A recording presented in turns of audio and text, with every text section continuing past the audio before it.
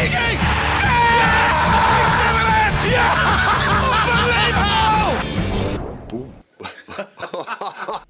Hello and welcome to the first Liverpool Way podcast of the summer. Hopefully it'll be the first of many, as the plan is to do one every time we sign a new player, and it does feel like we might be buying quite a few.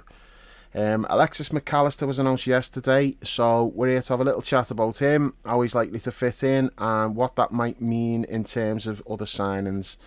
I'm Dave Usher, editor at liverpoolway.co.uk, and I'm joined for this one by Paul Natton and Ian Brown. Brownie, it's been a little while since you've been on the pod, so we'll start with you. What are your thoughts? Excited? It's not a surprise. It's been mooted for a long time, hasn't it? The fee, though, pretty low. Yeah, that's the main thing to come out of it for me, because when it was touted a few weeks ago, the figures getting thrown about were like 70 million. I saw 90 at one point. They were saying they wanted 90 for him and for Caicedo as well. And I was just really pissed off at that point, because you at the same time you're seeing reports come out about Bellingham costing 85 or something like that, and you're thinking, hang on a sec. Don't say the B word while Paul's on. But then, like, when he's it gets dead announced, to me, Dave. He's dead to me. We'll get to that. Only been off for a couple of weeks. You only mentioned him, fucking hell. Yeah, and then it gets announced and you see, 35 million up front. I know there's always the add-on thing, so you don't know what eventually it's going to cost. But did you see that James Pearce piece on the fee before? Yeah. He said, like, insiders, club sources or whatever, have said there is no add-ons. And the fee is, because Brighton are saying 55, not publicly, but Brighton are letting it be known it's 55 with add-ons. And it's been reported as 35 going to 55, but like James Pearce's source said, no add-ons, and the fee it's closer to 35 than 55. Why the secrecy? Yeah, you know what I mean? Probably because if it's 45, just tell us it's 45. It's for Brighton. Brighton don't want to look like they've been lowballed. Yeah. And it'll also be in the clause, I reckon. There'll be something in the clause for Alexis that he's not supposed to tell people. Yeah. So that'll be part of it as well. 20 million's a significant amount in it, so 35 to 55 probably puts a slightly different slant on it. But if you go down the middle, for instance, and you say 45, still considerably cheaper than it was being touted at previous. So in that sense, it looks like good business. But it's the same with any signing, isn't it? Like, as soon as it got announced, everyone was like, yeah, good business and that. But you don't know until you start seeing the player play, do you? At the end of the day, we've been burnt before where we've bought players who we've thought have been a good price, and people in the chippy will tell you you've probably overpaid. So he's in that sweet spot though, at the price range where we've had so much success though, isn't he? Like that 30 to 40-ish million quid. We've had so many of those signings in that bracket. The only one really that's not I can think of who wasn't like a big success would be Ox. Naby. He paid Naby was up more than that. Naby was like over 50, wasn't he? In like that 30-40 million range. Mane, Wijnaldum, Salah, Firmino, there's probably others, Diaz.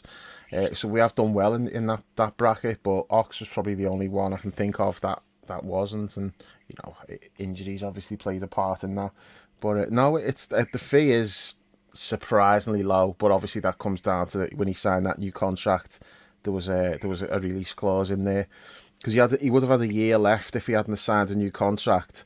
So Brighton had to try to protect the value somehow. Because if he hadn't signed the deal, well, what would they have got for him this summer? He could have just sat tight for another year and gone for nothing. So, it's worked out well. I mean, just quickly from my point of view, I know I've said a lot about Mac Allister since the Brighton game, the Brighton-Everton game. Prematurely aged face. He has. I'm telling no lies. when he was like, when I first seen him at Brighton, obviously like I do the roundups for the site, so I'm watching Match of the Day every week. When I first noticed him, he obviously stands out because of his name. You're like, Mac Allister, what the fuck? And then you find out he's Argentinian, and there's a space between the Mac and the Allister. So it's all just like, it's interesting, so we get your attention. There's a lot to unpack there, isn't there? Yeah, we'll unpack that later, don't worry, we'll get to all that. But so like you see all that, and he stands out because of that. And he showed some flashes early on at Brighton. You know, he was like scored a few goals. I seem to remember him scoring against United quite early on. So you notice him because of that. But I thought he was about 26, 27 when I seen him. He's only 24 now. So he must have been like 21 back when I first seen him. So he has got a prematurely aged face. I'm telling no lies there. No, but that wasn't what I was referring to. It was obviously the, didn't want him because he's got that Brighton stink on him after the Everton game. And, there's a lot of things were said, and it's a chance for me to walk that back now. And I'm not walking it back. I'm not walking it back. I meant it. I meant it at the time. I was angry. I had every right to be angry with everything to do with Brighton. I also said, I'll get over it. If and when we sign him, I'll get over it pretty quickly. I'm over it now. He's signed. That's all in the past. Put it to bed. He's got a clean slate. Nobody else at Brighton has, though. The fucking twats. Still First wanted to time get this relegated. place is a pass. You're going to be out your seat. Yeah. Fucking knobhead. Brighton jabroni. Yeah, Brighton jabroni. I'll go down the Jules route when Wijnaldum replaced his boy Joe Allen, and he was known as that Newcastle jabroni for 6 months. About 6 months after he joined us, Jules just went silent. He didn't mention him at all. Yeah. And then about a month and a half later, suddenly it was Wijnaldum and Genie, wasn't it? Yeah, but like for 6 months, he was outside the chippy calling him Newcastle jabroni. But Paul, go on, you take it away. What are your thoughts on it? I mean, we were talking about Jules, and he always says we all love a signing, don't we? And we do. It's great. It just gives you a lift. I think the club was absolutely crying out for signings. We all felt that, didn't we? I still feel the squad really needs shaking up, and I'm sure we'll talk a little bit more about further business later on. But I just think we need new blood. We need fresh blood. We need to. It's not even necessarily about signing better players, although you'd always want to do that. You just want to freshen things. You want new faces around the place. You want people who are hungry, people who are coming in and have got something to prove. I think, absolutely. And I think he ticks all those boxes. And the other thing as well is I'm just kind of, without mentioning, he who shan't be named. I mean, I think, Bellingham. Once that was it, yeah. Once that, he's dead to me, Dave. He's dead to me. Unless he's dead to me, but I can't even mention his name. unless that all goes wrong in 6 months' time, he wants an escape clause. Then he's welcome with open arms. I think once that was dead in the water, at that point, then you're thinking, well, if we're not signing him, there better be a really good reason for us to change our strategy. In other words, I want to see multiple players brought in. I want to really see this squad shaken up. And to that end, 35 million quid for Alexis looks great. And also, it seems to be going back to, what we've done well. You touched on it before, Dave, in terms of the age bracket, but also signing players from Premier League clubs. We've had a lot of success with signing players from the Premier League. You think of, Genie, Robbo, Sadio, Virgil. Even Mo had played in the Premier League. Yeah, that's right. So to that end, that strikes me as it's kind of like quite reassuring, really, that we haven't thrown the baby out with the bathwater in terms of our recruitment strategy. I think that there rightly been some question marks about some of the most recent signings. But, to see us, retaining that focus on players who are proven in England to a degree. I mean, as Brownie said before, you're not going to really know until he's actually playing for us. But I haven't really got too many worries on that score. I think the attitude's right. Really like the fitness thing, the fact that he's barely missed a game in his career. I think he had COVID and then he was out for one game with a muscle strain or something. So that all bodes well. And he's saying all the right things when he comes in. I mean, the other thing as well is that he's won big. He's used to pressure. Winning the World Cup is huge. He was outstanding in the World Cup as well. I mean, I didn't watch any of it because for all sorts of reasons, I didn't watch any of it. I didn't watch a single game, including the final. But I believe he did play well. But the fact that he was in Messi's team and that Messi probably carried the team from what I understand to that victory, there's neither here nor there. He still played and won a World Cup final. I mean, he that linked tells up you something really well with huge. Messi, though. Like, Yeah. he was a key in I that believe so, midfield. yeah. He really was. Yeah, He was I mean, the brilliant. other thing I like about him, just in terms of how he plays, is he seems to be very versatile. And I do wonder, in some senses, if he's a little bit like, the new Milner, in that he's intelligent, he's hardworking, he's got it with both feet. Takes a good He's mean got penalty as well. Yeah, And free kick. and dead balls, and he can play. He can play in numerous positions. I mean, I think. I guess we will talk shortly about where we think he'll play, but I think he might play in a couple of different places. And I'm not convinced that we're definitely going to play the same way every week either. So I think he's coming in as an 8. Like, if we look at the traditional way that we've agreed, set up in the agreed. past, and one of the things I like about it though is, But do you think left or right, Brownie? Sorry, on the 8. I think he could go either. Either, I think he's done both. Like, I've had a little look into it today, and with Argentina, he was playing more towards the left and floating a little bit. And he has for Brighton being a bit over towards the right, but he definitely looks like an all-round player who can do a bit of everything. I don't think he's necessarily got one particular thing that he excels at, where you go, oh no, he's boss at this. But he looks like he can do bits of everything. He and does in that do sense, everything, yeah.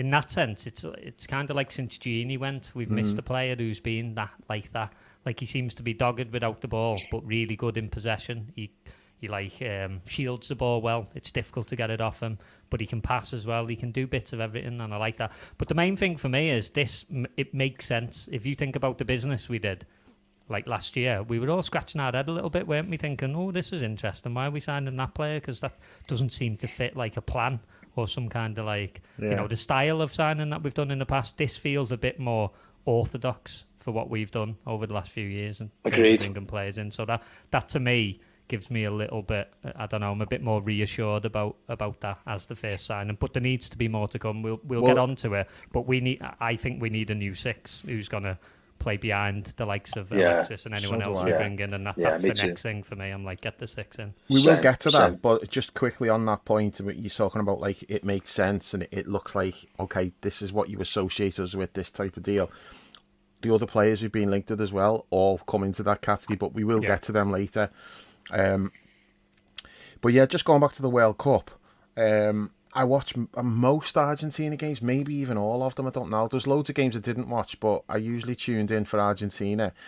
He didn't play in the first game, I think. They got beat by Saudi Arabia, didn't he?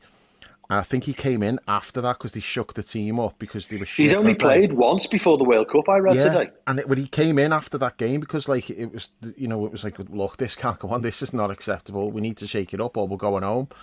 And he came in and straight away he did really well. But he was flying for Brighton up to that point as well, because the first half of the season, like, he really kicked on this year.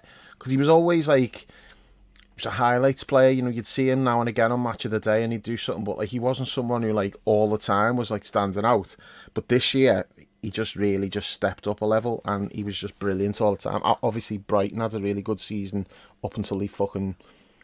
I'm not even going to mention it again. you know what I'm referring to. But up until that point, it was sensational, and he was like a massive part of it. But Paul, you said then about you don't think we're going to play the same way all the time. I don't know either. I'm not sure. I think we will see quite a lot of what we did towards the end of the season. But I do think there's going to be times when we might mix it up and say, okay, Trent, you're playing right back today. We're going back to 4-3-3, and Mac Allister, he fits in the 4-3-3. He can basically play any of the 3 positions, but you'd see him more in one of like the the 2 number 8 roles, right or left. But in like the kind of like the box midfield that we've been playing, well, he could play Fabinho's position if need be. But then you look where Curtis has been playing and where Hendo's been playing. He can fill any of them roles, and because he's got a goal threat, he can create a goal, he can score a goal. You want him in and around the box as well, so. The Curtis position or the Hendo position, I think that's where I think we'll see him mostly in that role. I think I agree with that. I think I would prefer him on the right in the Hendo slot, really, because he can use both feet, but he's better on his right, I think, from memory. Yeah. And I just think that just contrasts a little bit with Mo, who wants to come in onto his left.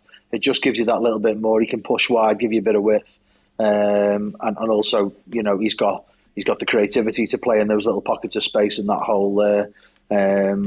If Mo pulls wide and stays out wide, I think the key thing for me is that his career seems to be in the ascendancy, I don't just mean his game, rather his career. His career is obviously in the ascendancy. He's just joined Liverpool. He's just won the World Cup. His game seems to be in the ascendancy. He seems to be improving apace.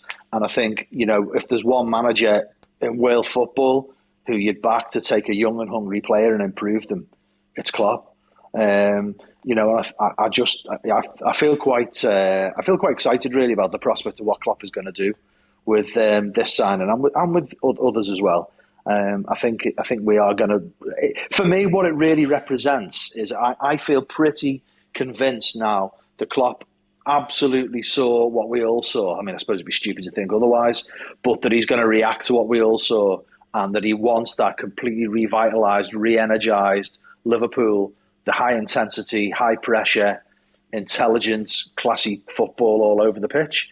And I think that was what was the real shock for us all last season, I think, is that we just fell so far away from that.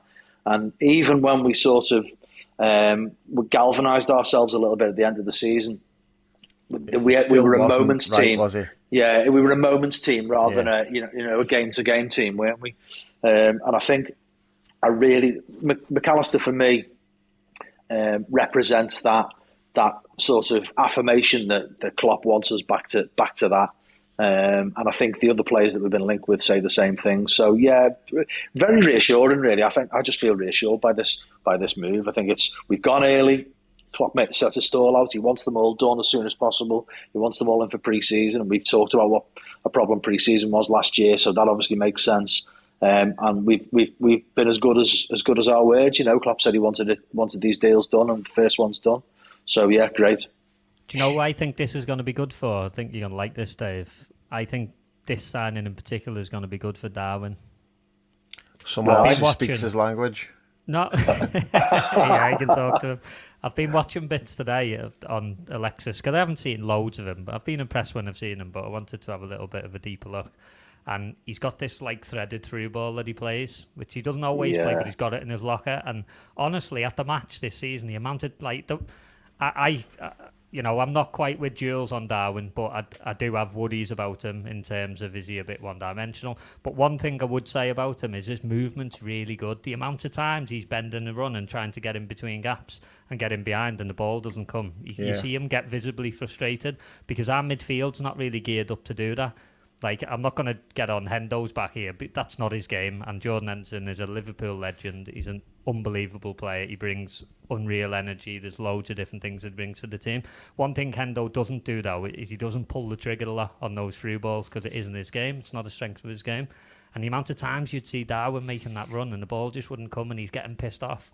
I do wonder whether we've realised the mistake that we've made in terms of signing a player who doesn't fit the style. And now some of the signings that are going to come between now and the end of the summer are almost to rectify that and play towards what Darwin's strengths are. And I think this is the first one for that. Are you thinking about that out-to-in run, Brownie, from the left into the centre? Yeah, the one where the centre half kind of just falls asleep a little second. He goes behind him and then he goes in front of him, in between the full-back and the centre half. And we haven't quite had the midfield. It's about timing and it's about weight of pass. And that's being on the same wavelength as well, isn't it? Trent's the only one who does it regularly for him. Trent now going deeper, it's a different pass, innit? And it's easier to read for the defender. Yeah. This is more like Alexis getting in those little pockets where it's too late to react for the defender because it's only a little 10-yard, and as long as the weight's right, then you're through on goal, that kind of thing. That's what I'll be looking out for anyway. I think part of the problem as well is Darwin makes the run and the ball doesn't come, but not even just that. Sometimes it comes, but it's too late and he's offside, and everyone's like, "Oh, he's fucking running offside again." But it's timing. You can't stop. It's like you're making your run, but you can't then just stop because the ball doesn't come. You either go or you don't go. And there was times when he's just ran offside and that's on him. But there's other times when the ball just doesn't come and then it comes too late and he's offside and it looks like it's his fault. It's all to do with just getting that right, and that's a good point. I mean, it is a strength that Mac Allister's playing that pass, and the big difference is he's now not going to be playing it to Danny Welbeck. So that's obviously going to help. He's playing those passes to Mo Salah, making that run in, or Darwin if he's playing, or Jota, or whoever. So that's going to be it's going to be beneficial for him as well. I just think that when we're talking about where we think he'll play, he can play in a lot of positions, I don't necessarily know which one it's going to be, because all of that really just depends on who else we buy and where they play. So at the moment, like, I agree with you, Paul. I'm thinking, yeah, Hendo's position, that might suit him. But if we sign somebody, like, for example, like the Spanish kid, Vega, who we've been linked with, maybe he would play there, or Kone, maybe that's where he plays. I don't know. Just players who we've been linked with. Until we actually know who we've got, it's difficult to then say like where people are going to play. Plus, there'll be a lot of rotation as well. Yeah, I agree with that about rotation. It does make sense, all the points you made there. What would frustrate me is if when we're finally starting to get Curtis into a groove, fit and firing and hungry and producing for the team and giving us all aspects of what he can do. He seemed to put his own game on hold for the last couple of years when he was fit in order to follow instructions. But just in that last run of games, he seemed to, got 3 goals. He seemed to be opening up in terms of his confidence and playing that attacking that attacking football that we saw from him in the youth team. The role changed, Paul, didn't it? He's kind of a number 10 now. We play with like 2 number 10s rather than... Yeah, but what worries me is, what I don't want is, and I don't think anyone can expect to be, and I don't want anyone being a nailed on every single week player at the moment. I think that's one of the things that we went too far down that road without freshening the squad. Yeah. But what I don't want is for it to knock Curtis back. I don't want Curtis to feel like he's done all this to get into this position and then get a knockback by just another young player coming in when he's just starting to find his feet himself. Yeah, I agree with that. But I do think that rotation is going to be a big thing, and I think there'll be chances for all of them, really. Yeah, that's true, but it just further enhances the point that it looks like it's Hendo who needs to be looking over his shoulder. But Hendo's probably transitioning, we've said this before, into the Millie role, isn't he? In terms of how that's right, isn't it? He's got on the clock and everything. Yeah, absolutely. He's still got a lot to offer. It just might be you have to be a bit more selective about what the games are. But I just think going to be playing the majority of them. I mean, without dismissing him as a player, I am disappointed he hasn't retired from international football this summer. I think that is a worry. That's a genuine worry. But without sort of it's a mistake. You're right. It's more than a worry. It's a mistake. Absolutely. I think without dismissing his ability as a footballer or his capacity to have an Indian summer in his career, because I think he will once he does give up international football. I think he's so naturally fit that I think he will do a bit of a Milner and play on and on, albeit maybe sporadically. I do think his role in the club will have to be more about culture setting and leadership and moulding the younger players. I know that's been a big element of his game, of his role already, but I think he will have to lean into that more, I think, because the squad's going to need it. They're going to need some of those older, wiser heads. I mean, I suppose you could argue there's other players who also need to take on more of that leadership role. The likes of Robbo coming to 29, that needs to be. Virgil, he can't just be Virgil. Absolutely. I think Mo's already started to show that, hasn't he? Mo's already done that with Harvey and players like that. But I certainly think that culture setting leadership role for Hendo is huge, really. And I think it'd be a mistake to lose that at this stage. I think with the club will need that with this big influx of young players coming through, hopefully. Just because you mentioned his name there, Paul, that it makes you think about Harvey. For me, similar to your point with Curtis. Now, Curtis obviously had a massive contribution towards the end of the season. Harvey's had some spells where he's contributed a lot, but this could be a bit of a worry for Harvey. Because if you've got Alexis, if we're going with the box midfield and you've got Alexis on that right side of it, Hendo's kind of back up, so where does it leave Harvey? Because you don't tend to want him over on the left, you want him more on the right of that midfield position. He may overtake Hendo. Hendo may end up being like covered at 6. They maybe move him a little bit deeper and have him play in that position. We don't know. I still think Harvey's gonna play like a fairly big role because they think so much of him, and I actually think that the change in system probably initially I didn't think it benefited him just from the way Hendo was playing that position where a lot of it was like overlapping on the right hand side and whipping crosses in. I don't necessarily think that's what that role will be. It's just like having 2 number 10s there. And we've always said, the Harvey, ideally, is a number 10. He's not quick enough to play right wing. He's not really physical enough to be playing like right in the middle of the thick of the midfield. But if we're playing this formation and it's about, like Klopp said himself, it's about those 2 players further forward. It's about them getting between the lines. Well, that's what Harvey can do. So I think that will suit him. And there's two positions now. Great vision. Yeah, instead of one, there's two. There's two positions now instead of just having one. So I think, I think he'll be okay, because you got to look at the age profile of other midfielders. We mentioned Hendo, but Thiago. I mean, I think Thiago might go. I think he should. I think he should as well. I think he should. I don't think the system suits him now. The change in system. There's only really the Fabinho position that suits Thiago. I think he can play. I think he can play the other, the more advanced midfield position. I don't think that suits him. I think he can do it. I think he's a brilliant player. I just think it's availability, but also finance. I mean, he's on massive money, and when we're thinking about having to do a massive rebuild, you've got to really be looking at where you're spending your money. And he's not. He doesn't justify the wages that he's on. Unfortunately, yeah, he just doesn't. I don't think there's any question at all about Thiago in terms of his quality. I don't know a single red who doesn't think he's an absolutely fantastic player. But I pretty much feel now that I can say that he hasn't worked as a signing. In that, I think what Klopp was looking for was more control, and I think when we gained some more of that control initially, we lost other things with it as we took that control. I think in the season when we won the title, we got 90 odd points though with him playing midfield and nearly won everything. We lost the intensity, didn't we? And I think what my point is, if you're going to change the way you play like that off the back of one player, then it needs to be more than for one season, doesn't it? And I think, if you're going to totally change, move away from your identity, a new identity has to emerge. And I think what Klopp has realised is that, and I'm not saying he's putting everything on Thiago, and I'm not putting everything on Thiago at all, but it's just really coming back to me. And there's multiple reasons why we've lost that intensity.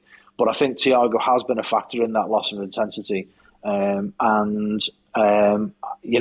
just think that if we're moving towards these younger players and a more intense style of football again, then I think now's probably a good time to move him on for all the pragmatic reasons that you just both mentioned as well: age, availability, cost, etc. I wouldn't be averse to letting him go on a free if that's what it took to move him on. There wouldn't be a choice. I don't think we'd get a fee for him based on his wages. But I don't necessarily agree with that about the intensity, because I feel like Thiago... He's one of the most intense players. I'm not talking about him, I'm talking about the team. I'm talking about the whole team, really. I just think can't be on one player. Yeah, though, I don't think it's on him as such. I think it's more a tactical shift where. That's what I'm saying. He's emblematic to be a possession-based team rather than that's my point.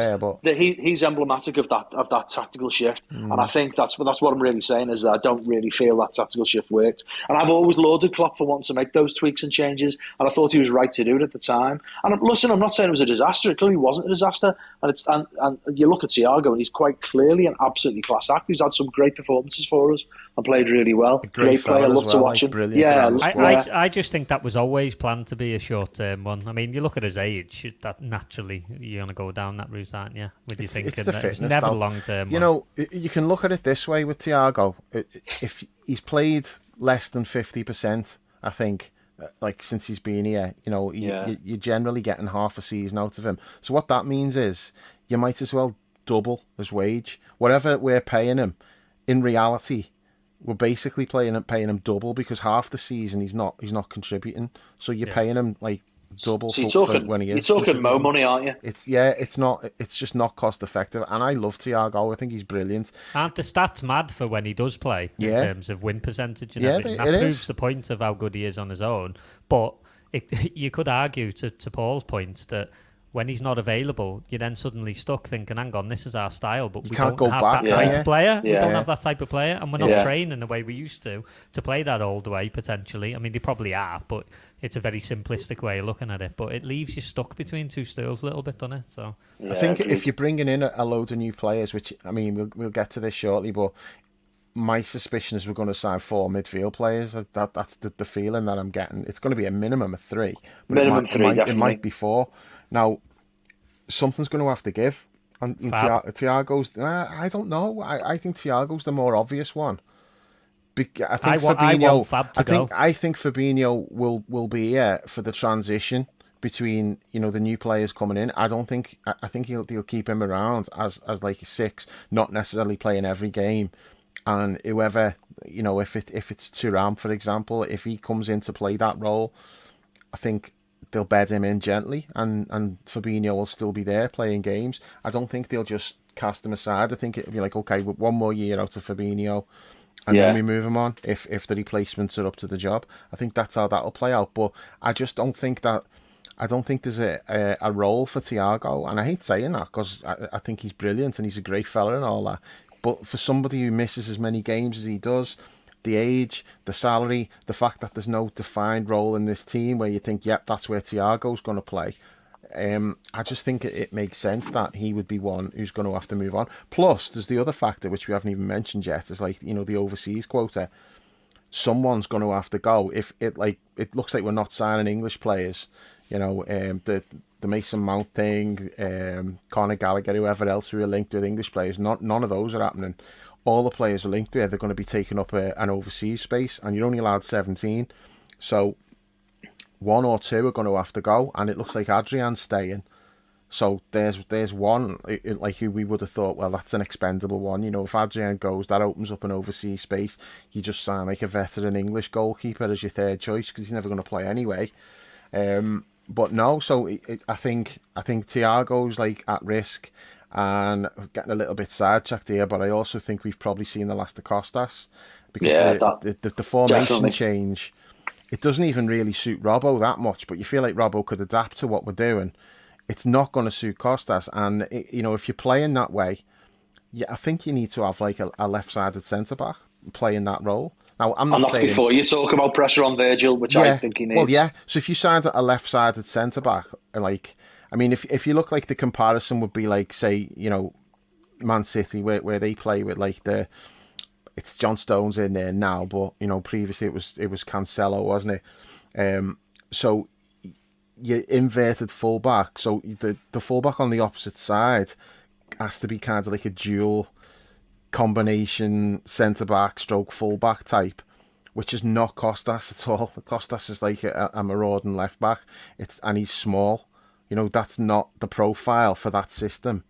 Robbo's not even the profile, but Robbo's Robbo, so you're going to try to find, a place for Robbo. You go, okay, you can just adapt and you can play there. Sometimes we'll play with the two attacking fullbacks, but when we're playing this particular system, I think like if you've got a left-sided centre-back, like a left-footed, like we've been linked with the Dutch guy, haven't we, Van der Ven, who fits that profile. He's tall, he's really fast, he's left-footed, he can play left-back or centre-back. So that's a more natural fit than Costas. And because you might need to be freeing up an overseas space as well, I just think Costas is like a really obvious choice. And again, I'll really, really miss him if he goes. And you might get a bit of money for him. You won't get a huge amount, but you'll get a decent fee.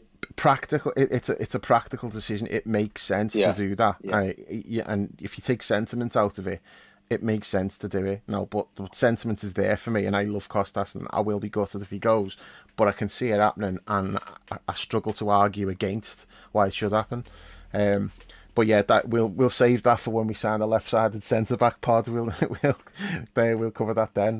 The thing is, we're sidetracked. We're assuming we're going to keep that same shape, aren't we? With Trent playing that kind of hybrid role. I think we will. I don't think necessarily every game, but I do think we're going to see a lot of it because he went so big on it at the end of the season, didn't he? And he kind of, I don't remember the exact quote, but the implication was that he brought forward this season. Idea. It was like, okay, we've got nothing to lose now. We might as well just do it now. So if that was the plan moving forward, and they've just accelerated it because we were shit and it looked like the season was over, it's like, okay, nothing left to lose here. Let's just go for it. Let's have a look at it for next season. I'm sceptical about that. I think it's worked well, but I think we've had a few square pegs in round holes. Whereas if the signings that we're making, if they're with that system in mind, I think it could work really well. But I don't think it's a long-term thing where, like, in 3 years' time we'll still be doing it, because football just evolves, and like tactics evolve, and teams get used to playing against teams who play a certain way. They'll find ways to nullify it, and then you have to come up with another plan to do something different. But I do think next season that's mostly what we're going to do. But I don't want us to just completely abandon what we did before, because there's a place for that. There'll be certain games where teams might think, right, we can set up to stop Trent in midfield. This is what we're going to do. And then all of a sudden it's like, bump, two marauding fullbacks, like the midfield, and the midfield players who we've been linked with, can do this. If we play like the way we used to play, and it's all about legs and energy and covering the fullbacks and getting your foot in and stopping counter attacks, the likes of Thuram and Kone, players like that, they'll do that. So we'd still have the option to play that way with the two marauding fullbacks. So I don't want us to abandon that, because it worked so well for so long. You can subscribe to the Liverpool Way podcast on all the major platforms, whether it's Apple, Google, Spotify, Amazon or Podbean. Just search for the Liverpool Way, leave us a review and hit subscribe to automatically receive all new episodes. You can also head to liverpoolway.co.uk and grab a TLW season ticket for just £3 a month.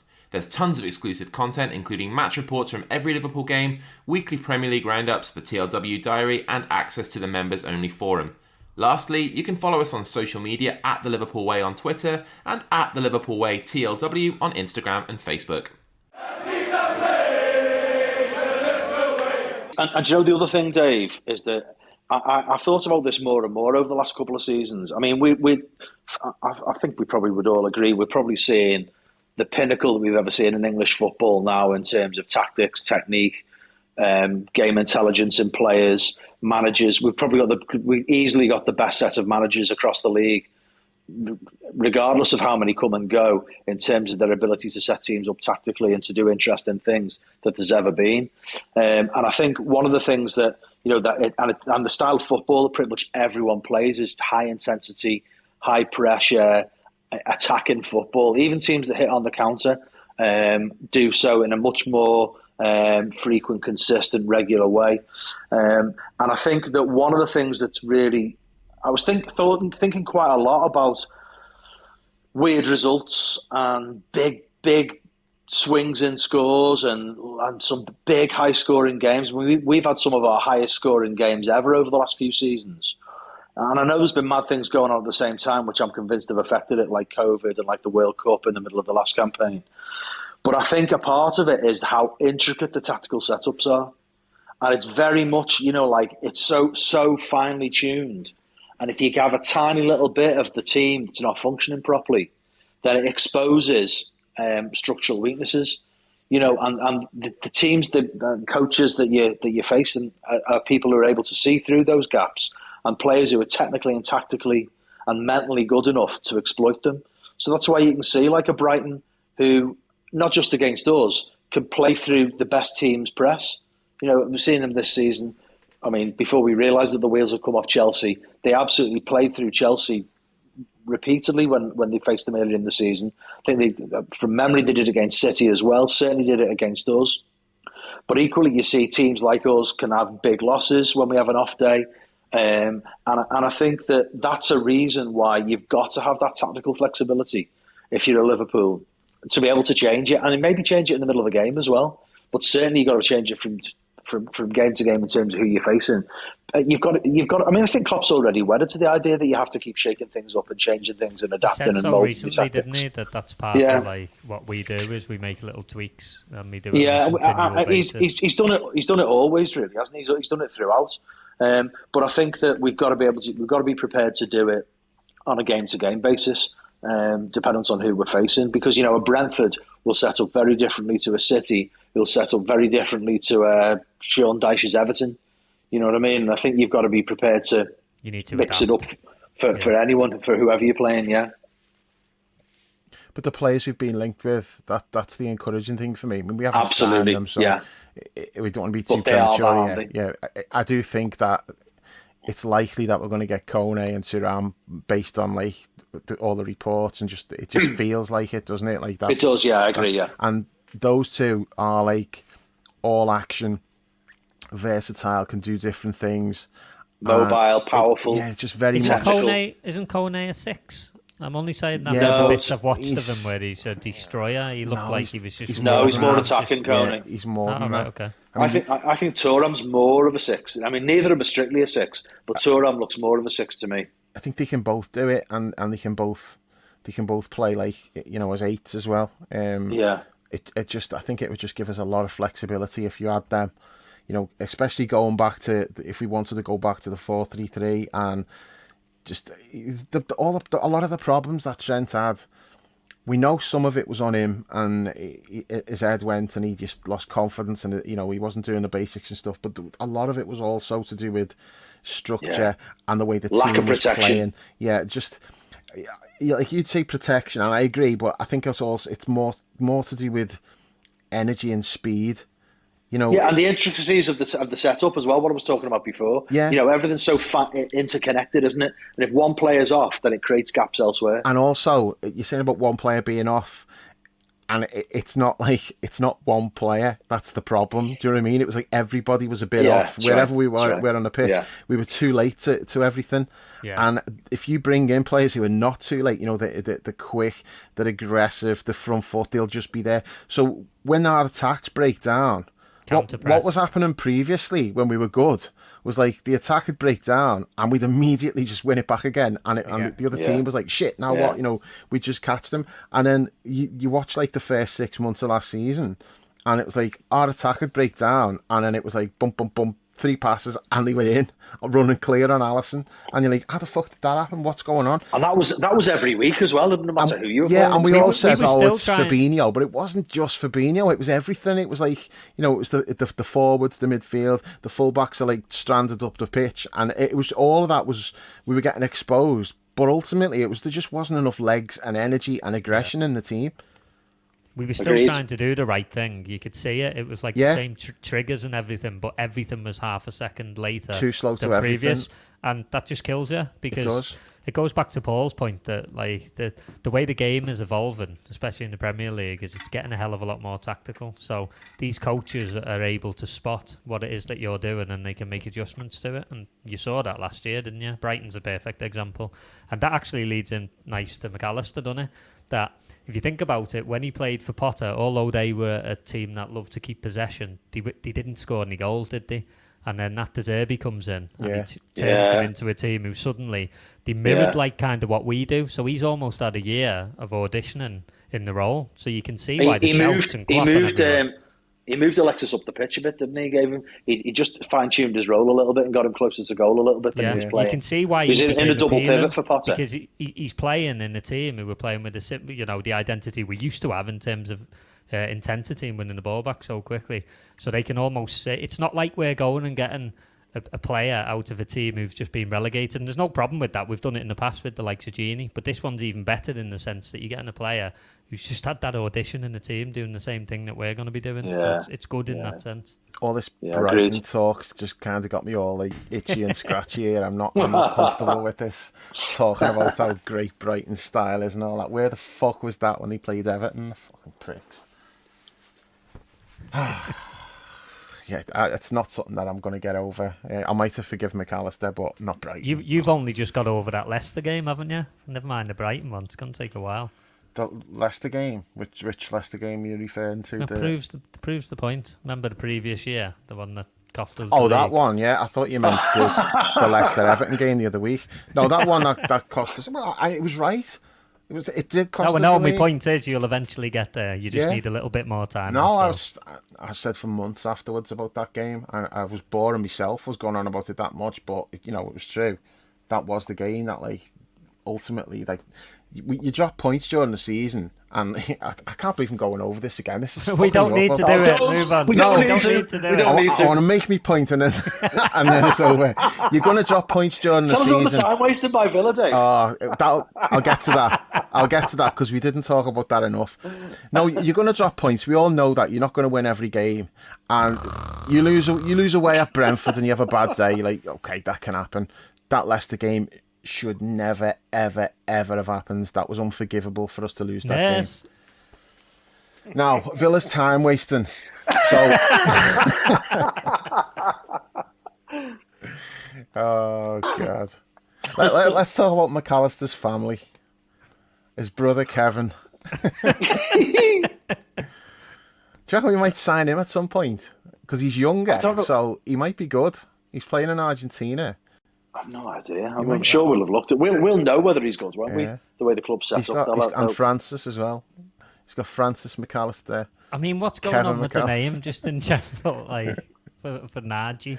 It takes a little bit of the gloss off, doesn't it? When you sign a South American, you want I don't know, you want like Lopez or something, don't you? You know, Yeah. like this really sexy Suarez. name. I mean, I can get on board with the whole, like, the family came from Ireland 4 generations ago, but what the fuck?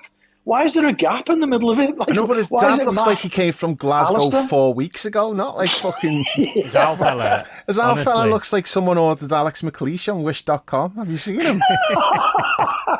It's mad. You look at him, like, fucking hell, it's like Alex Mac Allister, like the Shelbyville Alex Mac Allister. But no. Whole thing's fucking bonkers, isn't it? Yeah. But It's going to be Alexis to me when I'm writing this down. Can I be arsed writing out Mac Allister like that every single time? What about the? It's going to be Alexis. What about the or AI? The AI song. fucking hell. Terrifying. Oh What was my all that God. about? It's terrifying Well, the thing is- that can happen. Fair play to the club, by the way, for putting that Yeah, in the tweet. I thought That was good. brilliant. Yeah. That was really good. They're See, always good at stuff like that, though. What was the most terrifying thing was, I think somebody was just doing it as a piss take, but then some of the internet knobheads thought it was great and we're all getting on board with it. I'm like, what the fuck? Oh, I reckon it might be getting You're sung. going to be singing it in a few months, you, Paul. I'm telling you. You're going to be jumping up and down with a scarf going round your head and everything. I'm telling you. Yeah, I think there's a good singing that possibility. I just start wonder what are we doing here? Like, you know, have we not learnt anything from the movies? You can't be like, this AI thing is just gonna fucking, it's just gonna be the end of us all. Cyberdyne Systems. It's mad. Like someone just T1000 coming around come the up with a corner. song for Mac Allister signing for Liverpool, and they actually come up with a song that's better than like 90% of what fans are gonna come up with. There's some seriously scary shit with that. Like, It's I don't wanna terrifying. go off on a tangent with it, but I mean, it like fakes voices, doesn't it? Like, I heard the song the other day, and like somebody put into the AI, "Oh, I want Jay-Z to sing this song," and then Jay-Z's voice, which doesn't even exist, and he's singing this fucking rap on it, and you're like, what? Biggie it was, not Jay-Z, but yeah. No, Same there's a point. Jay-Z one. Jay-Z does There's a exist Jay-Z though. one. He's still alive. No, I mean, he didn't sing that song. The AI did Oh, it. right, It just okay. Oh, generated we're it with what it Yeah, believes I is mean, his it's mad, voice. isn't it? The whole thing is proper mad. No, I just think we're fucked because eventually AI will realise like that the biggest problem with this planet is fucking people, and they go, yeah, you know what? Let's fuck them off, and Yeah. rightly so. Do you know what I mean? I can't even argue. I'm like, you know what? Yeah, you'd probably be right if you just decided to wipe us out, because like Next stage evolution, isn't it? yeah, it is Survival of the fittest. The AI is fitter than humans. terrifying, absolutely terrifying to me. That. Back to the footy though. It's all gone. This has all gone weird now. As long as they go for Brighton first, Dave. Yeah, of course. And Chippies. Chippy knobheads. No, you can't be getting rid of Chippy. He's fucking Oh, hell, that's sorry. starve. I was just going to say. Wash your mouth out. Yeah, go for That's the first Chippies. step Yeah. by the AI. Chippy The AI's knobheads, getting not the chippies chippies. to take you out, Dave. Fucking hell, get rid of the Chippies. Jesus. Listen to the genuine anguish in his voice I've got there. a cold sweat on here. So what if we? Actually, I need to address this now because we did say about like coming back and doing a season review pod. Now, I did have plans to do this, believe it or not. I had it all worked out. That we What, you had plans? Yeah, I had plans, but I didn't share them with you because I thought none of these knobheads are going to fucking do this. There's just no point. So the plan was we could all take a month of the season and pick out fucking like, hell. you know, something good, something bad that happened, something funny, and just do like a light-hearted review of the season. The problem with that was it would have took some like homework and research, and I thought no one's going to do that. So I just never memory bothered as putting well. it to use. Never even. Let's just do it now. The season review. It was shit. The end. Yeah. Yeah. Done. Yeah, I'm down with that. Well, It was shite. it was supposed to be like light-hearted, but you know you've kind of fucking ruined that. But no, it was, in theory it was a good idea, but in reality I knew none of you would be going for it, like, and I didn't fancy doing it either, if I'm being honest. So yeah, there's not going to be a season review pod, but I do think that we're going to make enough signings that we're going to be doing like fairly regular pods over the summer, plus any other like fun ones that we do in between. So I do think it'll keep us busy over the summer. Hey, we might even get to do a live one on transfer deadline day. You never know. I have been considering that, and you know, because like me and you, Brownie, obviously we watch like the No Laying Up, the golf pods, and like they do live shows and that. And I have looked at it and thought, could we do something like that? And you know the reason why I'm like, no. I'm terrified that, like, if we were doing something live, one of us would just say something fucking that's going to get us in, like, I don't think you could trust me. I'll just say it now. You would be number one on my list, who's the most likely. I'd probably be number two. So I just think it probably wouldn't be a good idea to do anything live, because I just wouldn't trust us at all. So I don't think that'll happen. But I mean, we could do some, some video ones that we record and put them out. But definitely no live shows. We should do one and get like Dan at Anfield with like a yellow tie and that. Let's go over to Dan Corleone. I'll be like, Dan, have you got anything for us? Dave, there's no signings.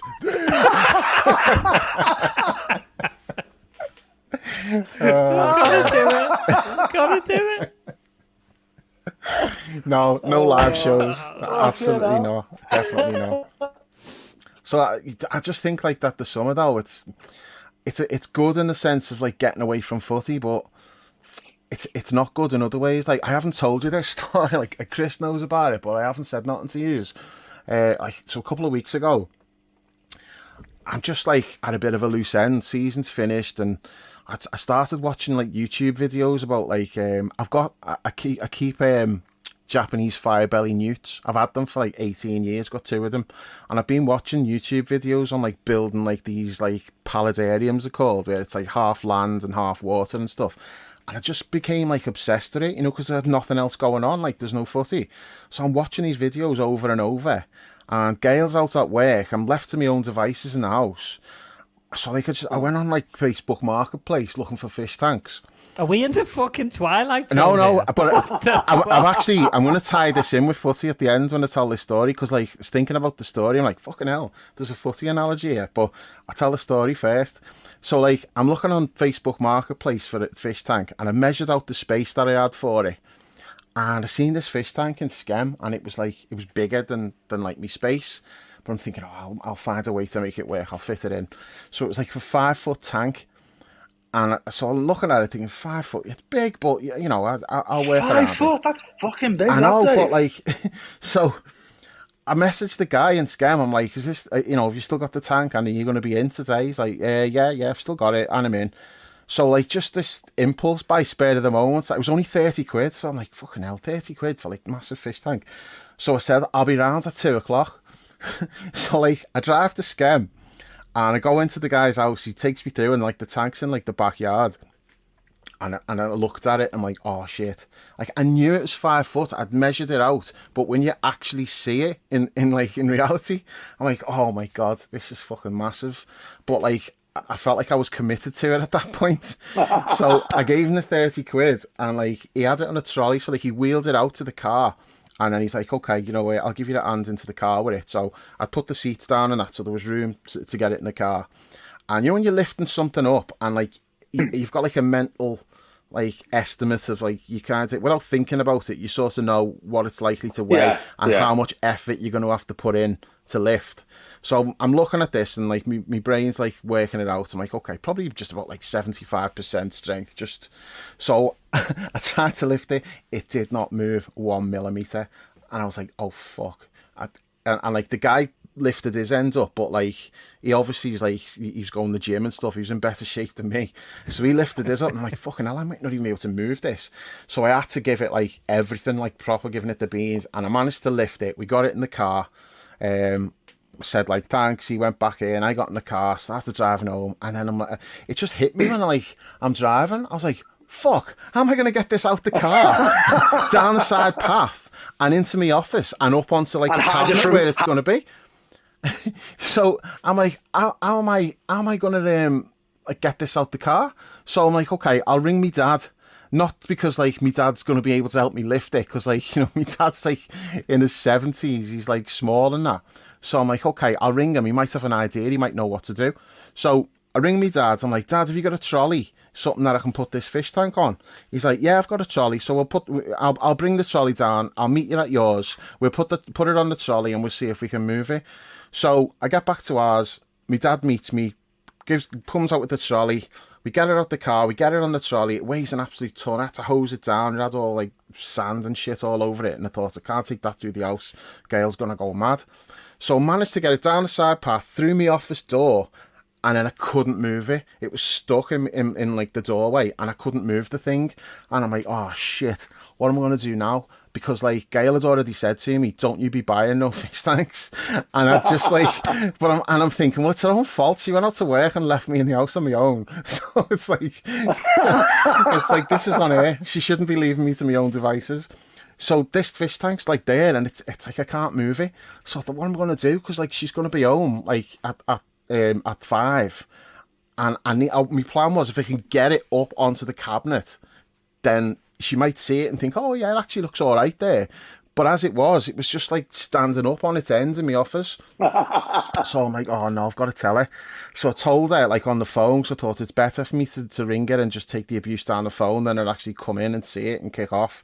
And it was like 15 minutes, just a tirade of just like, just calling me all sorts, just going, you know, you can't even cut the grass in the garden, but you think you're going to spend all this time like doing a fish tank. And what's wrong with you? You've got no commitment to anything. You really think that you're going to do this? This is just a fad, and you've just. She knows you so well, Dave. I know.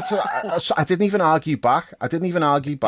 I was like, yeah, I know, yeah, and it was like 15 minutes like of just like talking me down and tell me what a loser I am and all that, and I didn't even argue back because I'm like, yeah, she's right, it's a stupid thing, what am I even thinking, why did I do it?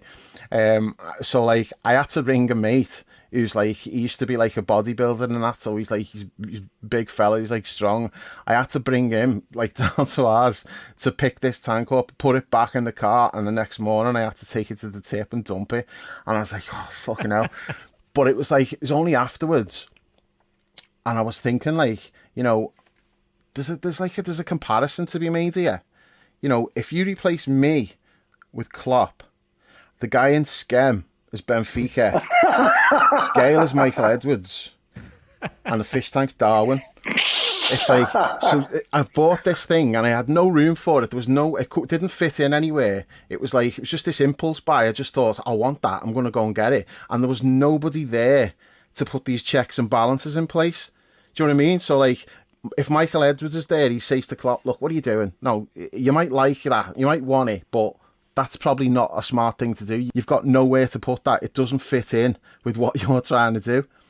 And so like Gail was there to say, fucking get rid of that. So I just had to like take the hit on the 30 quid, and I just had to take it to the tip and dump it. How have you sat there for God knows how many minutes that took, and then at the end of it, you're Jurgen Klopp? What's going on? Like, because I'm Jurgen Klopp last summer.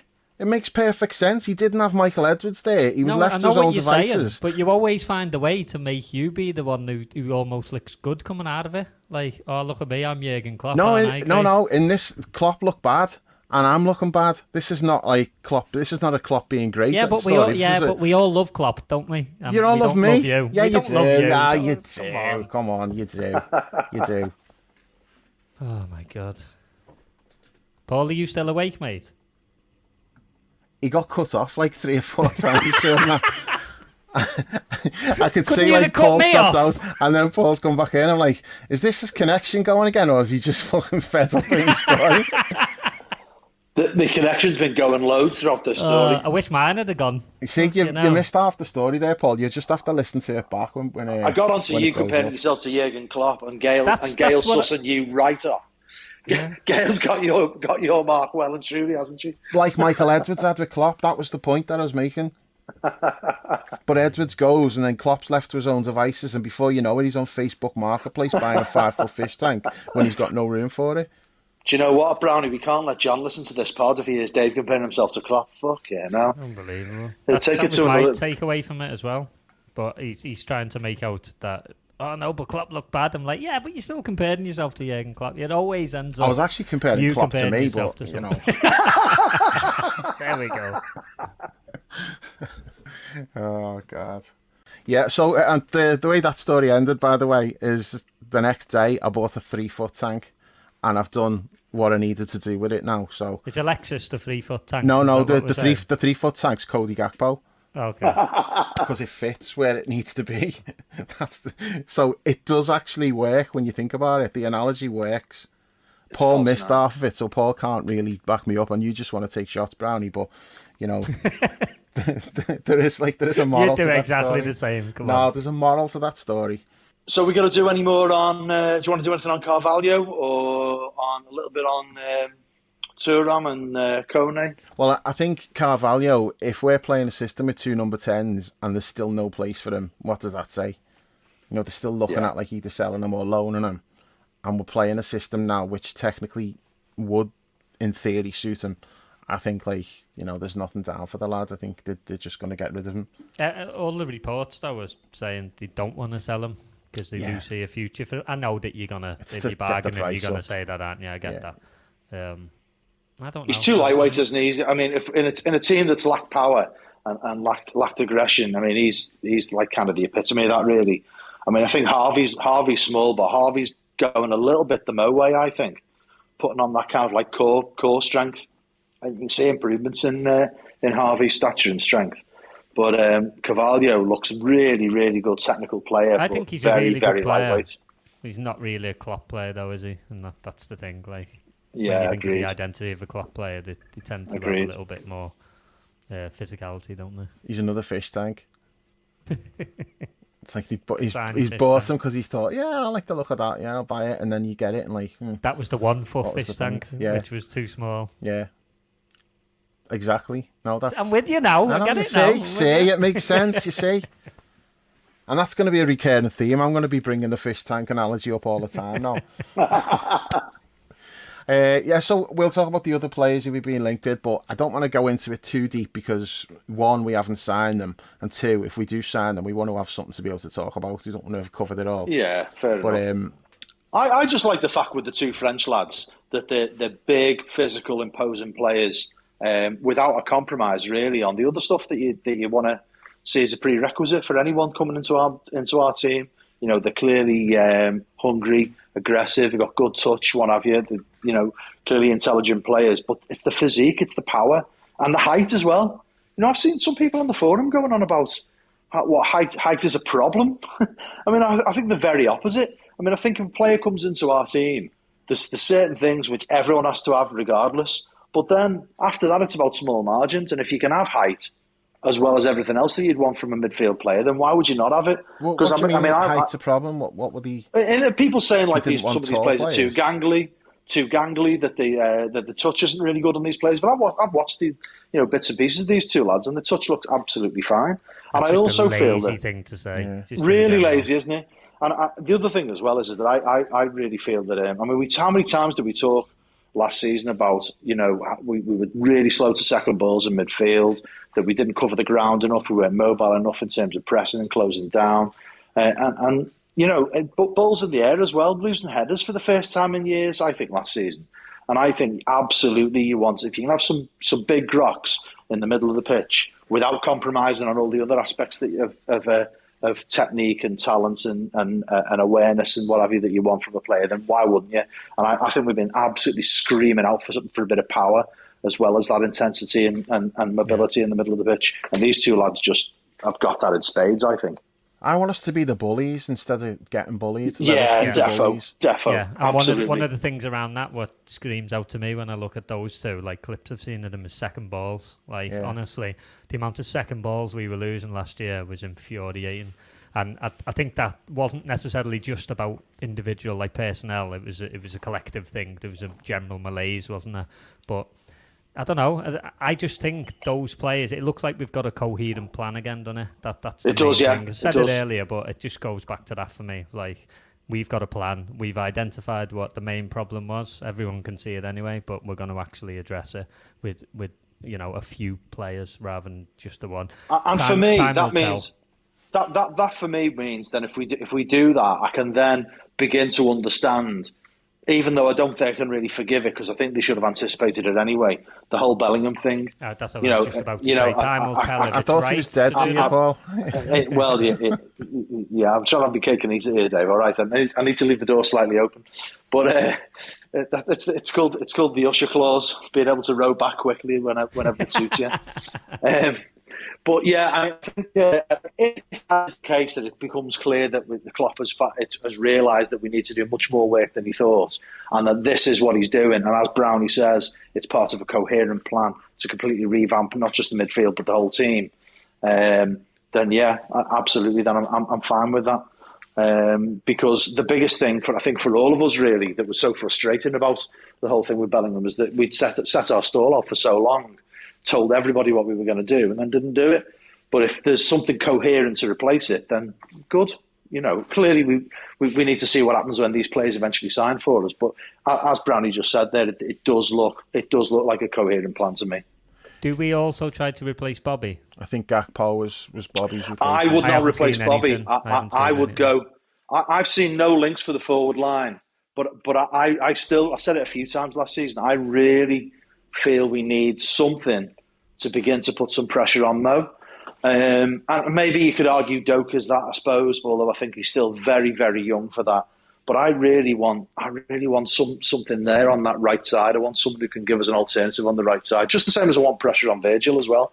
I just don't think any player should be in a position whereby they're a shoo-in every single week. If they're playing every single week, it must be because they're undroppable, because they're playing so well that you can't even begin to question their place in the team. And I also just think, coming back to Dave's point before about we want to be the bullies, I want a bit more Snydery in the side. Up front, I really, really want, and I know he's irreplaceable really, but I want that kind of I want someone with that kind of Suarez-esque warrior genius kind of vibe in the team. You know what I mean? I want someone who's just absolutely hungry, battling, but class as well. And I know that's a huge ask, and particularly when you're talking about somebody coming in as potentially an understudy to Mo in the first instance, who's got to fight to get in the team. But I think there is a gap positionally there, I think, and I'd like to see that. Unfortunately, it just doesn't look like the club's making any moves in that direction. I think it's more likely we sign a centre-half than it is we sign a forward. Yeah, I don't think we'll sign a forward. I think Gakpo was the Bobby replacement that we just brought him in early, similar what we did with Diaz and Sadio. Sadio, yeah. Yeah, I don't think we'll sign anyone else. Plus, obviously, Ben Doak, but Cade Gordon will be fit again as well, hopefully. I mean, he's the forgotten man just because last season was a total write-off for him. He missed pretty much the whole season, didn't he? Yeah. But if they can get him back pre-season...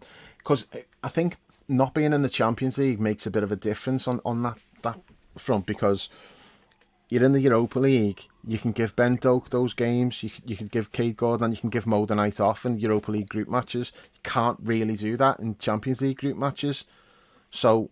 True. I think it does give us a bit more flexibility, the fact that, we're not going to be playing Champions League teams. We're going to be playing teams who we should be able to make quite a lot of changes and still be able to get through the group. And some of the younger players will get opportunities in those games. So I don't think there's a need to sign another forward. Now, of course, that can change if you end up getting unlucky with injuries, and like what happened last season around about January time. And we hardly had any forwards. But, I mean, you can't really buy players on that eventuality that, you get, 3 players in the same position injured. You can't do that because your squad's going to be, too big. So I don't think we'll sign another forward. But what I was going to ask is what do you think with Thuram and Kone? Do you think it's one or the other, or will it be both? I hope it's both. I think both, yeah. So do I. And I think if it's not, if we're making a choice between one or the other, we've obviously approached both of them. The reports coming out of the local journalists from their clubs, one plays in Germany, one's in France. The reports came out more or less on the same day, or certainly within a day of each other. They've not gone away. They're still every day you go on Twitter and someone in Germany will be saying talks are advanced with Kone. In France, it'll be Thuram's in negotiations with Liverpool, he's agreed terms, blah, blah, blah, all this stuff. So it does look like they're negotiating for both. If we only signed one, it's a bit shitty because they're fucking best mates as well. It's if you sign one and not the other, after leading them both on, if you like. So I think we probably are going for both. And then the question then becomes, do they go for the Spanish lad as well? Or is that a backup in case one of these doesn't go through? I think it'll be 3 midfielders, personally, rather than 4. Yeah, me too. The question mark I've got, just to qualify what I said before about both, is I know they're still interested in that Gravenberch, aren't they? So it could be a case that it is one of these two French lads and then they go for Gravenberch. But my general point was I think it'll be 3. Yeah, it could be, but I just think it'll be 3. I get the impression they're hedging their bets, aren't they? They're taking conversations quite a long way with agents of a number of players.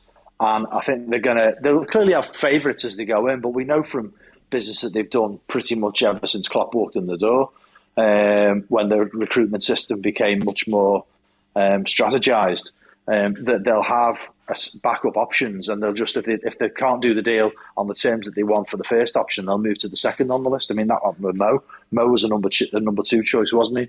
Rather than number 1. The market this year with midfielders seems unusually... I don't know, there's quite a lot of midfielders available, isn't there? When you look at it, you've got Bellingham, clearly was available, Declan Rice is available, we signed Mac Allister.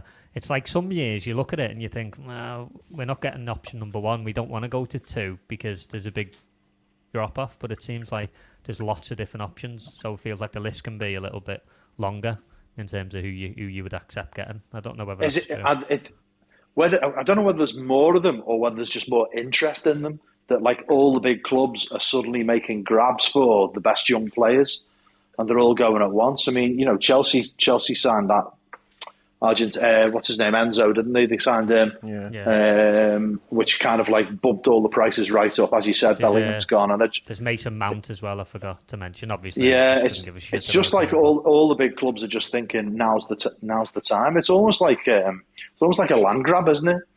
You know what I mean? It's like a race to grab the best talent. It's a funny one, that, because a lot of them are younger players as well, aren't they? A lot of the certainly the ones we're linked with, they're probably, you'd say, they're more with potential than proven ability. Particularly, you know, the French lads look like they've got a very high ceiling, but at 22, you know, a couple of years behind where Alexis is. Haven't achieved as much in the game as he has and haven't developed as much as he has, but also both look like they've got high ceilings to me. So it's like we're kind of like almost being preemptive, thinking we'll get them now and start to mould them, which I suppose ties into Dave's point before about keep Fabinho another year. I mean, I kind of lean towards your position, Brownie, in that I really just feel he fell off so far. I mean, I accept Dave's point that he came back at sort of mid-season, but I think he fell so far that it really alarmed me. And I also I've said it repeatedly, I think the squad needs shaking, really shaking up. I'm all in on that point. I didn't get a chance to speak about Fabinho before, but not the sole reason, but one of the big reasons for me about wanting them to go is when you spoke a number of weeks ago about almost sacrificing a big name and creating a bit of a shock and that ripple effect through the squad. Now, you could argue Thiago, I would say not, because of his kind of age, that profile, and the fact that his availability, his injuries, all the stuff we've spoken about. I don't think that would be a massive shock. I think that would make sense. I think Fabinho, when you think about the friendships he's got, I know that's not a huge thing, but with these top level kind of squads, it is these like relationships that the players build with each other. If you see your mate going, and the message being sent is like, right, that was not acceptable. Yeah, you might have improved, you might have reacted well to it and everything, but no, you don't do that. We're Liverpool. We expect you to perform for 10 months, not like 6. You've got to do better than that. So no, we're upgrading you. I think that message has got to be sent, and to me, I agree. Fabinho's the one to do it. Do you know the one thing I would say about doing that, though? It's something you've got to be really careful about in leadership terms, really, in terms of how you do it. Because you want that sort of cold-eyed focus on performance and impact. But what you don't want to do is to leave people like looking over the shoulders in a bad way. One of the things that Klopp does is harness the positivity and togetherness of the squad, isn't it? He makes that annual commitment to his players, you're with me, and he's done that really, really well. But I think we've all felt that he's probably developed himself at Liverpool, and that he's come to have a squad where he's had to rotate, and he's had a sort of an array of talent that he's never experienced in his career before, and that's given him new challenges. But to do that well, to be able to move somebody on in order to decisively shake the squad, but without kind of like having a negative side to that for the squad is quite skillful. I mean, I suppose. Yeah, but he's able to do that. But That's right. Exactly. He's if anyone could do it, he can. That's in his wheelhouse, isn't it, in terms of his skill set as a manager and as a person. I mean, someone like Ferguson would just throw somebody under the bus and just be the hard nosed. I don't care. You're playing for me. Work if you for don't him do though, what I as want. well. To be fair, it did. It did. But it was a different culture, wasn't it? It was a different culture. That fit in with how we behaved anyway. So it became like expected and normal. Whereas Klopp would somehow spin it into a positive, like Fab, I've got you this boss move. Go and play there, that kind of thing. He'd end up almost somebody leaving and thinking, this is great. That's just how good he is with the way he delivers his messaging. I'd be shit at it. I'd be like, that was crap, off you go, see you later. And then I'd wonder why they all weren't putting it in for me 3 months later. I don't think there's any way Fabinho goes, but I mean, N'Golo Kante's just got 100 million to go and play in Saudi Arabia, 100 million a season. So maybe you could spin it to him that way. There you go. It's one way. Hey Fab, Ronaldo's team's on the phone, like they're offering you 100 million to go and play. How many roast dinners can you make with that? You say that about Fabinho, but I tell you what, they must, even if they're not going to make an offer now, they must have an eye on Mo. They must do. He's probably the biggest icon in the Arab-speaking world in terms of what he is in terms of football in Arab-speaking world, in the Muslim world. He's too driven to go there at this stage of his career. He'll go there eventually, but not. What about a year's time?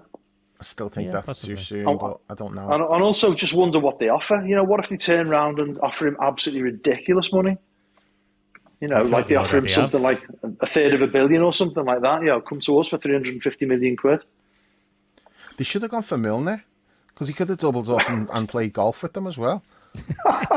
he's a scratch golfer. They could have just said, you know what, you can join Liv. You got to be better than fucking Graham McDowell. Do you know what though? Like, we're going to have that discussion at some point about that league and the money that they've got and what the plans are on the back of what happened with the golf. And I don't want to veer off onto a mad tangent, but it is concerning. It's concerning. They won a World Cup, don't they? They won a World Cup by they won the 2030 World Cup, I think. That's what it's about, and it's about the profile of football, and it's about the schmoozing. And then after that, who knows? They can spend whatever they like on their own league as long as they're not fucking ruining ours. If they want to pay over the odds for old players to get them over there, good luck. Yeah, the problem comes when they move away from the older players and they start offering stupid money and distorting the market. Doesn't happen, only have to get one. Like, it doesn't happen, but America tried that. America did it, and then China tried it. They didn't have oil money. Years ago, it was China. I know, but they might have the money, but there comes a point where you think it's not worth it. It only takes one. You saw it with the golf. Like, everybody said the same about the golf. And then one goes, just got all the and then a knobheads. second goes, and then a third goes. Yeah, it only takes one knobhead, Bruno Fernandes. Yeah, Perfect. well, so let him fucking go. They can take all the knobheads. Look, listen, if they want to go and get all the knobheads, fucking great. Take them. Start with Richarlison, and then get Bruno Fernandes. Fucking get them all over to play in Saudi. Brilliant. Take all the knobheads like they did with golf. Transfer Brighton over there. That's what they should do. Yeah. That'll be good. Let them go and buy Brighton and let them fucking play over there. God. Fucking Brighton. I think we need to wrap it up now because you've just mentioned Brighton again and you just fucking dragged me Killed your mood. Yeah. Jude Bellingham. That's for you, Paul. Fish tanks. That's for you, Brownie. Hey, one more thing on that fish tank that I forgot to say as well. It's like when Adriana got in from school, I said it's a 5-foot fish tank. It's not 5 foot. It was bigger than that because Adriana came in and she fucking got inside it. She stood up in it. She was like, "This is not 5 foot. This has got to be at least 5'5" because I can stand up in it." And when Gail seen it, she was kicking off. She went, "It's like a glass coffin. Get rid of it." Yeah, rest in peace, fish tank. Oh. Well, hopefully we'll be back having another pod soon because we'll I've be got back in a couple of days at the Turan pod. Yeah. I'm joking apart. I think they might move quite quickly. No, I do. It looks to be moving along, doesn't it? Yeah, it'd be good. Yeah, I think something's going to happen in the next few days. Ideally, like just one a week for the next 4 to 5 weeks, so we're not having to do too much in the way of pods. One a week works, doesn't it? But if we're doing them like every couple of days, it's a bit much. Gotta let it breathe. Right, we done? Anything else you want to add to this? No, I think that's it. No, all good. Yeah, sound. Right, well, yeah, we'll be back when we sign Thuram, Kone, Van der Ven, Gabby Vega, whoever. You know, there might Bellingham. Be, yeah, Bellingham. The Madrid deal falls through. Paul will be fucking farewell, straight sweet on prince. Suddenly he's alive to me again. Yeah, so that's us done, and we'll be back probably when we sign another player, hopefully sooner rather than later. Thanks for listening, and we'll catch you soon. Well, the best word I can say, but will describe this, was boom. Woo, what was this? It was really good.